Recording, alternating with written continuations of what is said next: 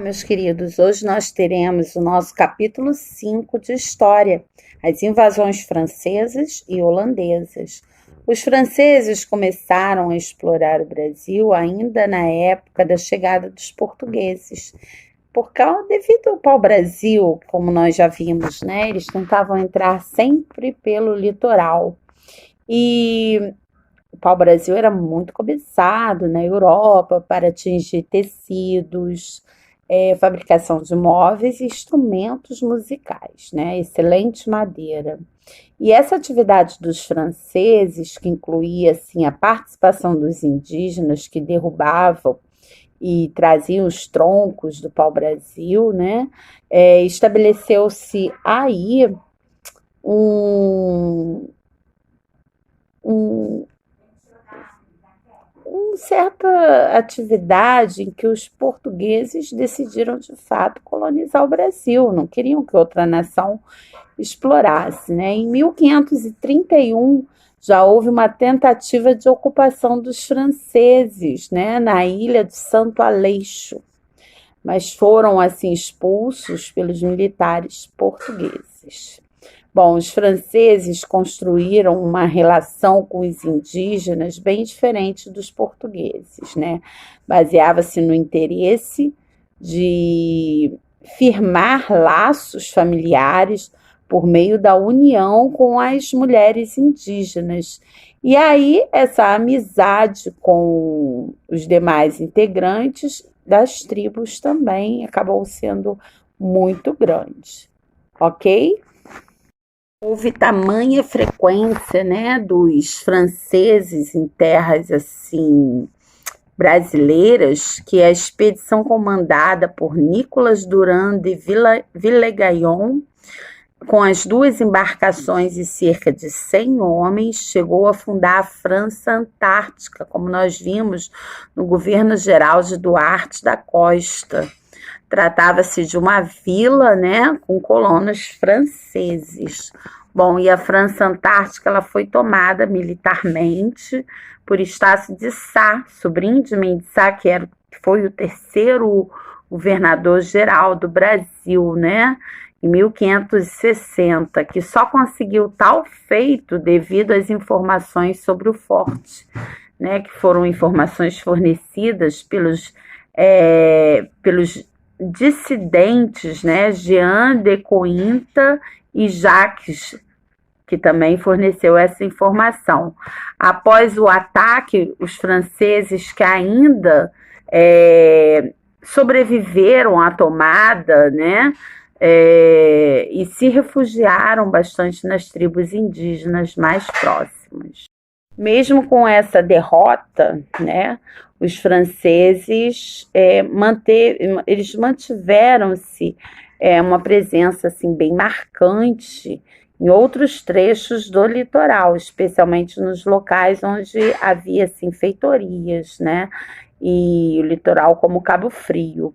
Há documentos históricos que comprovam bastante a presença e o projeto de ocupação dos franceses no litoral da região nordeste do Brasil. E até o começo do século XVII, a presença francesa foi muito intensa, muito constante, inclusive na chegada dos corsários franceses, né? Apenas no Brasil essa presença foi bem marcante, mas em todo o continente também ocorreu essa presença também, pois eles também queriam lucrar com, né, as riquezas.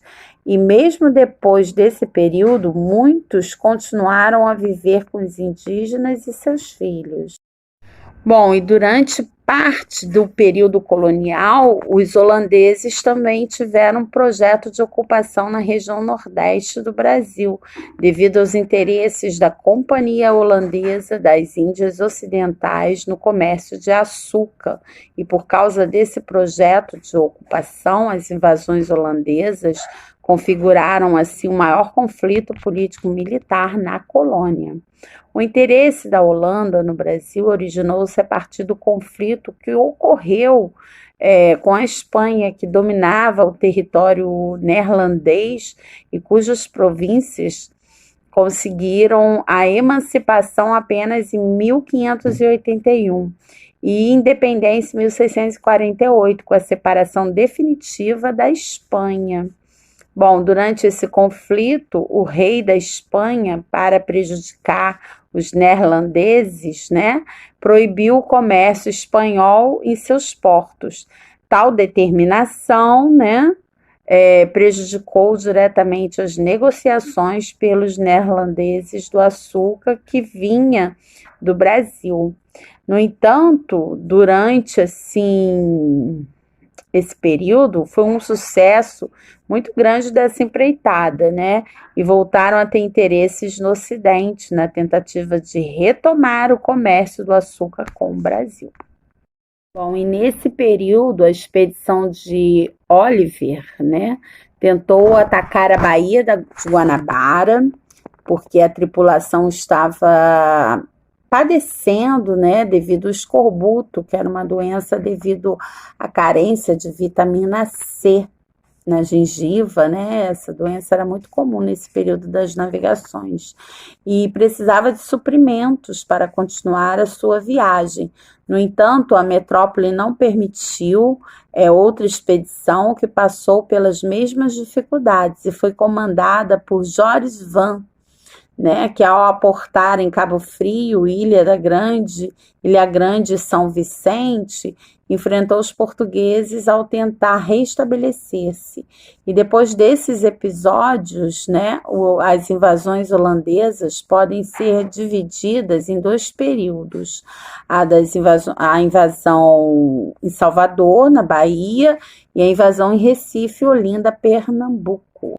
E a invasão em Salvador se deu apenas em 1624, 1625. Ela aconteceu porque os holandeses perceberam que até então a capital do Brasil, cidade de Salvador, estava bem vulnerável. E a tomada da cidade ocorreu em 10 de maio de 1624 pelo almirante Jacob e forçou assim os colonos a se retirarem do interior. O então governador-geral, naquela época, ele acabou entrincheirado, né, no palácio, mas foi capturado e mandado para os Países Baixos. E a cidade ficou sob ordens do holandês Johan, né? E no ano seguinte, a Espanha mandou uma poderosa armada, né, com 52 navios, e aí foi conhecida como a Jornada dos Vassalos. As invasões, né, no Recife, em Olinda, tiveram 3 fases, né? A resistência aos holandeses, a administração de Maurício de Nassau e a insurreição pernambucana. O objetivo era justamente retomar o comércio do açúcar, até então proibido pela Espanha. E para isso foi preciso assim retomar o tráfico de escravos para garantir a produção açucareira. Embora houvesse assim, uma permanente resistência liderada por Matias de Albuquerque, com o tempo e a chegada da capital, muitos colonos começaram a aceitar a administração holandesa, que era assim mais liberal. Essas ações garantiram bastante o desenvolvimento dos negócios e a resistência em relação aos portugueses. Bom, e depois de vencida a resistência, entrou-se na fase da administração, com Maurício de Nassau, que trouxe assim, profissionais para estudar as potencialidades da colônia, da capitania. E a partir desses estudos, executou-se várias ações que trouxeram bastante prosperidade para a colônia. Bom, e logo após essa fase de Maurício de Nassau, da administração, veio o período da insurreição pernambucana. Ela iniciou-se na Europa, Portugal separou-se da Espanha e assinou o Tratado de Paz com os neerlandeses. Ao mesmo tempo, Maurício de Nassau foi substituído na administração e o novo administrador iniciou um período de cobrança, né, dos empréstimos feitos aos senhores de engenho. Os que não pagaram a dívida dos empréstimos começaram a se unir a Portugal para retomar a administração dos holandeses e devolvê-las aos portugueses. E assim os holandeses foram expulsos após a Batalha dos Guararapes. Ok, meus amores, esse é o nosso conteúdo. E com a saída desses holandeses, Portugal não conseguiu manter o mesmo ritmo de investimento e não pôde mais concorrer com os produtos das Antilhas, né? O açúcar, dando início ao fim do